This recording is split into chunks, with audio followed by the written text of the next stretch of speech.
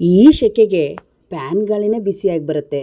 ಈ ಪ್ಯಾನ್ ಗಾಳಿಯನ್ನು ಬರೀ ಚಿಪ್ಪಿನಿಂದ ಕೂಲ್ ಮಾಡ್ಬೋದಂದರೆ ನಂಬ್ತೀರಾ? ಹಾಗಿದ್ರೆ ಇವತ್ತು ಕೆಲವೊಂದು ಟಿಪ್ಸನ್ನು ಶೇರ್ ಮಾಡಿದ್ದೀನಿ, ನೋಡ್ಕೊಂಬನ್ನಿ. ಉಪ್ಪಿನಕಾಯಿ ಮಾಡ್ತೀರಾ? ಹಾಗಿದ್ರೆ ಇವತ್ತಿನ ವಿಡಿಯೋ ನೋಡ್ಕೊಂಬನ್ನಿ. ಒಂದು ಸೌತೆಕಾಯಿ ತೊಗೊಂಡು ಅದನ್ನು ಚೆನ್ನಾಗಿ ಕಟ್ ಮಾಡಿಕೊಂಡು ಈ ರೀತಿ ಚೊಗುರಂಶ ಎಲ್ಲ ತೆಗೆದು ನಂತರ ತುಂಡು ತುಂಡಾಗಿ ಕಟ್ ಮಾಡ್ಕೋಬೇಕು. ಇದನ್ನು ಕಟ್ ಮಾಡೋಕ್ಕೆ ಚಾಕುಕ್ಕಿಂತ ಮೆಟ್ಕತ್ತಿ ಅಥವಾ ಕುಡುಗಲ್ಲು ತುಂಬ ಚೆನ್ನಾಗಿರುತ್ತೆ.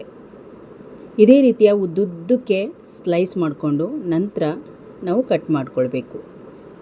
ಆದಷ್ಟು ಸ್ವಲ್ಪನೂ ಪುಡಿ ಆಗದೆ ಒಂದೇ ಲೆವೆಲ್ಲಾಗಿ ಕಟ್ ಮಾಡ್ಕೊಂಡಿರಬೇಕು.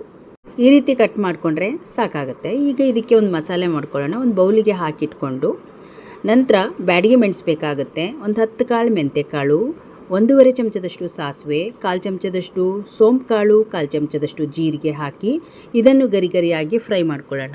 ಮೆಣಸಿನಕಾಯಿ ಸ್ವಲ್ಪ ಪುಡಿ ಆಗಬೇಕು, ಅಲ್ಲಿವರೆಗೂ ಮೀಡಿಯಮ್ ಫ್ಲೇಮಲ್ಲೇ ಇಟ್ಟು ಫ್ರೈ ಮಾಡಿಕೊಂಡು ಮಿಕ್ಸಿ ಜಾರಿಗೆ ಹಾಕ್ಕೊಂಡ್ಬಿಡೋಣ. ತರಿತರಿಯಾದ ಪೌಡ್ರನ್ನ ರೆಡಿ ಮಾಡಿಕೊಂಡು ನಂತರ ಒಂದು ಅರ್ಧ ಗ್ಲಾಸಷ್ಟು ನೀರನ್ನು ಹಾಕಿ ಈ ರೀತಿ ಪೇಸ್ಟ್ ರೆಡಿ ಮಾಡಿ ಪಕ್ಕದಲ್ಲಿ ಇಟ್ಕೊಂಡಿದ್ದೀನಿ. ಕಟ್ ಮಾಡ್ಕೊಂಡಿರುವ ಸೌತೆಕಾಯಿ ಪೀಸಿಗೆ 1.5 ಚಮಚ ಆಗುವಷ್ಟು ರುಚಿಗೆ ತಕ್ಕಷ್ಟು ಉಪ್ಪು, ಒಂದು ಅರ್ಧ ಹೋಳು ನಿಂಬೆಹಣ್ಣಿನ ರಸ, 1/4 ಚಮಚದಷ್ಟು ಅರಿಶಿನ ಹುಡಿಯನ್ನು ಹಾಕಿ ಚೆನ್ನಾಗಿ ಮಿಕ್ಸ್ ಮಾಡಿ 1-2 ನಿಮಿಷ ಬಿಟ್ಟರೆ ಚೆನ್ನಾಗಿ ನೀರು ಹೊಡ್ಕೊಳ್ಳುತ್ತೆ. ನಂತರ ನೀವು ಈ ಹಸಿ ಖಾರವನ್ನು ನಿಮಗೆ ಎಷ್ಟು ಬೇಕಾಗುತ್ತೋ ನೋಡಿಕೊಂಡು ಅಷ್ಟನ್ನು ನೀವು ಮಿಕ್ಸ್ ಮಾಡ್ಕೋಬೇಕು. ಇದು 1-2 ದಿನ ಇಡ್ಬೋದು ಅಷ್ಟೇ. ದಿಢೀರಾಗುವಂಥ ಉಪ್ಪಿನಕಾಯಿ ಇದು. ಮದುವೆ ಮನೆಯಲ್ಲಿ ನಿಮಗೆ ಮಾವಿನಕಾಯಿ ಉಪ್ಪಿನಕಾಯಿ ಜೊತೆಗೆ ಇದು ಒಂದೊಂದು ಮದುವೆ ಮನೆಯಲ್ಲಿ ಮಾಡ್ತಾರೆ. ಸೌತೆಕಾಯಿ ಉಪ್ಪಿನಕಾಯಿ ತುಂಬ ಚೆನ್ನಾಗಿರುತ್ತೆ. ಇದಕ್ಕೊಂದು ಗಮ್ಮತ್ತಿನ ಒಗ್ಗರಣೆ, ಸಾಸಿವೆ, ಜೀರಿಗೆ, ಬೆಳ್ಳುಳ್ಳಿ ಹಾಗೆ ಸ್ವಲ್ಪ ಇಂಗು ಹಾಕಿ ನಾವು ಇಲ್ಲಿ ಒಂದು ಒಗ್ಗರಣೆ ಕೊಟ್ಟರೆ ಈ ಗಮ್ಮತ್ತಿನ ಸೌತೆಕಾಯಿ ಉಪ್ಪಿನಕಾಯಿ ರೆಡಿ ಆಯಿತು. ಜ್ಯೂಸಿ ಆಗಿ ತುಂಬ ರುಚಿಯಾಗಿರುತ್ತೆ. ಒಮ್ಮೆ ಟ್ರೈ ಮಾಡಿ ನೋಡಿ, ನಿಮಗೂ ಕೂಡ ಇಷ್ಟ ಆಗುತ್ತೆ. ಮದುವೆ ಮನೆಯ ರುಚಿ ಮನೆಯಲ್ಲೇ ನೀವು ಒಂದ್ಸಲ ಟ್ರೈ ಮಾಡಿ. ಜೀನ್ಸ್ ಪ್ಯಾಂಟ್ ತೊಗೊಂಡಿದ್ದೀನಿ. ಜೀನ್ಸ್ ಪ್ಯಾಂಟಿಗೆ ಏನಾದರೂ ನಾವು 1-2 ಹೊಲಿಗೆ ಸ್ಟಿಚ್ ಮಾಡಬೇಕು, ಒಂದು ಸ್ವಲ್ಪ ಏನಾದರೂ ಬಟನ್ ಏನಾದರೂ ಕಿತ್ತೋಗಿದೆ ಅಂದರೆ ಈ ರೀತಿ ಸೂಜಿ ಒಳಗಡೆ ಹೋಗೋದಿಲ್ಲ, ತುಂಬ ಗಟ್ಟಿ ಅನಿಸುತ್ತೆ. ಸೂಜಿ ಎಲ್ಲ ಈ ಒಂದು ತುಂಬು ಅಂತ ಹೇಳ್ತೀವಲ್ಲ, ಸೂಜಿ ತುಂಬು ಅದು ಸ್ವಲ್ಪ ಶಾರ್ಪ್ ಇರೋದಿಲ್ಲ. ಈ ರೀತಿಯಾಗಿ ಶಾರ್ಪ್ ಮಾಡ್ಕೊಳ್ಳಿ. ನಿಮ್ಮ ಹತ್ರ ಟೀ ಸೋಸೋದು ಸ್ಟೀಲಿಂದಾಗಿರ್ಬೋದು, ಈ ರೀತಿಯಾಗಿರೋದು ಫಿಲ್ಟ್ರ್ ಮಾಡೋದೇನಾದರೂ ಸ್ಟೀಲಿಂದಿದ್ದರೆ ಈ ರೀತಿ ಚೆನ್ನಾಗಿ ಉಜ್ಜಿಬಿಡಿ. ಸ್ವಲ್ಪ ಹೊತ್ತು ಈ ರೀತಿ ಸ್ವಲ್ಪ ಹೊತ್ತು ಉಜ್ಜೋದ್ರಿಂದ ಸೂಜಿ ಎಂಥದೇ ಜೀನ್ಸ್ ಪ್ಯಾಂಟ್ ಗಟ್ಟಿ ಇರಲಿ ಚೆನ್ನಾಗಿ ಹೊಲಿಬೋದು, ನೀಟಾಗಿ ಚುಚ್ಕೊಂಬರುತ್ತೆ. ಟ್ರೈ ಮಾಡಿ ನೋಡಿ. ಸೂಜಿ ತುಂಬೇನಾದರೂ ಸ್ವಲ್ಪ ಶಾರ್ಪ್ ಕಡಿಮೆ ಇದೆ ಅಂದರೆ ಈ ರೀತಿಯಾಗಿ ನೀವು ಮಾಡ್ಬೋದು. ಟೊಮೆಟೊ ಹಣ್ಣು ತಂದಿರ್ತೀವಿ ನೋಡಿ, ಆ್ಯಪಲ್ ಟೊಮೆಟೊ. ಇವಾಗಂತೂ ತುಂಬ ಮಳೆ ಮತ್ತು ಕೋಲ್ಡ್ ಸೀಸನ್ ಆಗಿರೋದ್ರಿಂದ ಟೊಮೆಟೊಗಳು ಕೆಲವೊಂದು ಸಲ ನಾವು ತಂದಿರ್ತೀವಿ, ಜಾಸ್ತಿನೇ ತಂದಿರ್ತೀವಿ, ಹಾಳಾಗ್ಬಿಡುತ್ತೆ. ಫ್ರಿಜ್ಜಲ್ಲಿ ಇಡೋಕ್ಕಂತೂ ಆಗೋದಿಲ್ಲ. ಹಾಗಾಗಿ ಈ ಥರ ಕಾಯಿ ಇರುವಂಥದ್ದು ಸ್ವಲ್ಪ ಗಟ್ಟಿಯಾಗಿರುವಂಥದ್ದು ತಂದರೆ ಚೆನ್ನಾಗಿರುತ್ತೆ. ಹಾಗೆ ಸುಮಾರು ದಿನಗಳ ಕಾಲ ನೀವು ಟೊಮೊಟೊನ ಇಡಬೇಕಂದ್ರೆ ಈ ರೀತಿ ನೋಡಿ, ಬುಡಕ್ಕೆ ಅರಿಶಿನ ಪೇಸ್ಟನ್ನು ಕಲಸಿ ಹಚ್ಚಿಬಿಡಿ.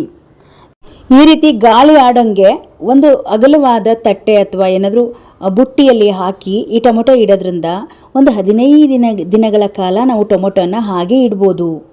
ತುಂಬ ಚೆನ್ನಾಗಿರುತ್ತೆ. ಮತ್ತು ಟೊಮೆಟೊ ತರುವಾಗ ಈ ಥರ ಕಾಯಿ ರೀತಿಯಾಗಿರೋದು ತಂದರೆ ತುಂಬ ದಿನಗಳ ಕಾಲ ಬಳಕೆ ಬರುತ್ತೆ.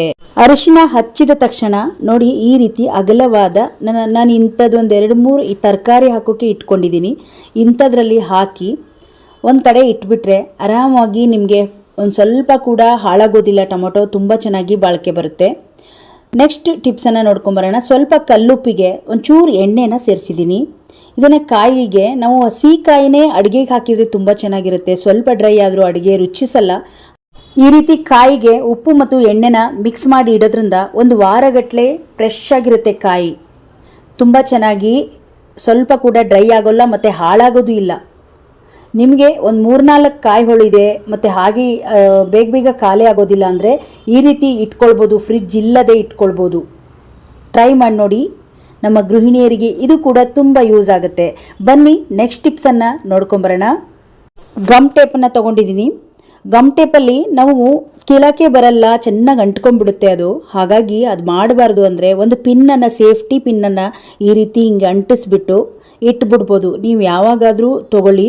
ಮತ್ತು ಇದನ್ನು ಕಟ್ ಮಾಡೋದು ಕೂಡ ಈ ಸೇಫ್ಟಿ ಪಿನ್ನಲ್ಲಿ ಕತ್ರಿ ಸಿಕ್ಕಿಲ್ಲ ನಿಮ್ಮ ಕೈಗೆ ಅಂದರೆ ಒಂಚೂರು ಇದನ್ನು ಹಿಂಗೆ ಚುಚ್ಚಿ ಎಳ್ಕೊಂಡ್ಬಿಟ್ರೆ ನೀಟಾಗಿ ಕಟ್ ಆಗುತ್ತೆ. ಇದು ತುಂಬ ಯೂಸ್ ಆಗುತ್ತೆ. ಕೆಲವೊಂದು ಚಿಕ್ಕ ಚಿಕ್ಕ ಟಿಪ್ಸ್ ನಮ್ಮ ಗೃಹಿಣಿಯರಿಗೆ ತುಂಬ ಯೂಸ್ ಆಗ್ತವೆ. ಟ್ರೈ ಮಾಡಿ ನೋಡಿ. ನೋಡಿ ಆರಾಮಾಗಿ ಮತ್ತೆ ಇದ್ರ ಮೇಲೇ ಈ ಗಮ್ ಟೇಪ್ ಕೂಡ ಅಂಟಿಸ್ಬೋದು. ನೆಕ್ಸ್ಟ್ ಟಿಪ್ಸನ್ನು ನೋಡ್ಕೊಂಬರೋಣ. ಮಕ್ಕಳಿಗೆ ಈಗ ಚಳಿಗಾಲ ಬಂತಂದರೆ ಕೋಲ್ಡ್ ಜಾಸ್ತಿ ಆಗ್ತಾ ಇರುತ್ತೆ, ಮಕ್ಕಳ ಆರೋಗ್ಯ ಹಾಳಾಗ್ಬಿಡುತ್ತೆ, ಕೋಲ್ಡಿಂದ ಗಂಟಲು ನೋವು ಅದೆಲ್ಲ ಪ್ರಾಬ್ಲಮ್ ಆಗುತ್ತೆ.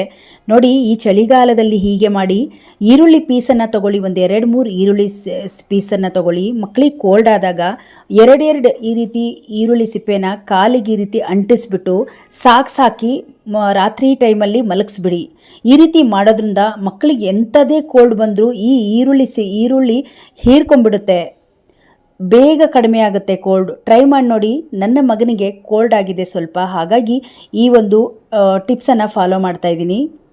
ತುಂಬ ಚೆನ್ನಾಗಿ ವರ್ಕ್ ಆಗುತ್ತೆ.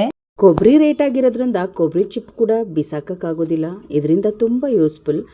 ಈ ಕೊಬ್ಬರಿ ಚಿಪ್ಪನ್ನು ನಾವು ಈಗ ಒಂದು ಟ್ರೈಯಲ್ಲಿ ನೀರು ಹಾಕಿ ತುಂಬಿಸ್ಕೊಂಬಿಡೋಣ.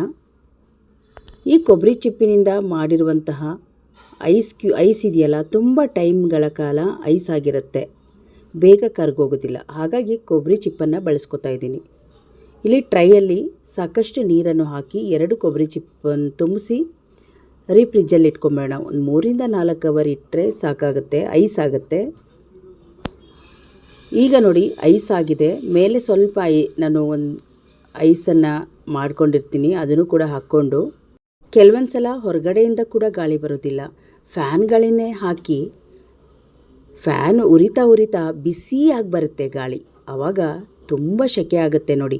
ಅಂಥ ಸಮಯದಲ್ಲಿ ಈ ಐಡಿಯಾ ಮಾಡ್ಬೋದು. ಯಾವತ್ತೂ ಐಸ್ ಅಂತೂ ನಾವು ಇಟ್ಟೇ ಇರ್ತೀವಿ, ಈ ಐಡಿಯಾ ಮಾಡಿದರೆ ಇನ್ನೂ ಚೆನ್ನಾಗಿರುತ್ತೆ ನೋಡಿ. ಇಲ್ಲಿ ಐಸ್ ಮಾಡ್ಕೊಂಡಿರುವ ಈ ಕ್ರೇಟ್ ಫುಲ್ ಇದೆ ನೋಡಿ. ಯಾವಾಗ ನಿಮಗೆ ಆ ರೀತಿ ಬಿಸಿ ಗಾಳಿ ಫ್ಯಾನಿಂದ ಬಂತು ಅಂದ ತಕ್ಷಣ ಫ್ಯಾನ್ ಆನಲ್ಲೇ ಇರುತ್ತೆ. ನೀವು ಒಂದು ಬಕೆಟ್ ನೀರನ್ನು ತಗೊಂಡು ರೆಡಿ ಮಾಡ್ಕೊಂಡಿರುವ ಐಸ್ ಹಾಗೂ ಚಿಪ್ಪಲ್ಲಿ ರೆಡಿ ಮಾಡ್ಕೊಂಡಿರುವ ಐಸನ್ನು ಈ ರೀತಿ ಕ್ರೇಟ್ ಸಮೇತ ಹಾಕ್ತಾಯಿದ್ದೀನಿ. ಸ್ವಲ್ಪ ಹೊತ್ತು ಹಾಗೆ ಬಿಟ್ಟರೆ ಕರಗಿಬಿಡುತ್ತೆ. ನಂತರ ನಾವು ಇದಕ್ಕೆ ಪೂರ್ತಿ ಐಸನ್ನು ನೀರೊಳಗೆ ಹಾಕ್ಬೋದು. ಈ ರೀತಿ ಹಾಕೋದ್ರಿಂದ ಫ್ಯಾನ್ ಉರಿತಾ ಗಾಳಿ ತಣ್ಣಗಾಗಿ ಬರುತ್ತೆ. ಎಷ್ಟು ಬಿಸಿಯಾಗಿರುತ್ತೋ ರೂಮೆಲ್ಲ ಕೂಲಾಗಿರುತ್ತೆ, ಒಂಥರ AC ಹಾಕಿರೋ ಥರ ಫೀಲ್ ಆಗುತ್ತೆ. ಈ ಸೆಕೆಗಾಲದಲ್ಲಿ ಈ ಐಡಿಯಾ ಯೂಸ್ ಆಗ್ಬೋದು. ಟ್ರೈ ಮಾಡಿ ನೋಡಿ. ಫ್ರಿಜ್ಜಲ್ಲಂತೂ ಐಸ್ ಇದ್ದೇ ಇರುತ್ತೆ, ಯಾವಾಗಾದರೂ ನೀವು ಈ ಒಂದು ಐಡಿಯಾನ ಮಾಡ್ಬೋದು.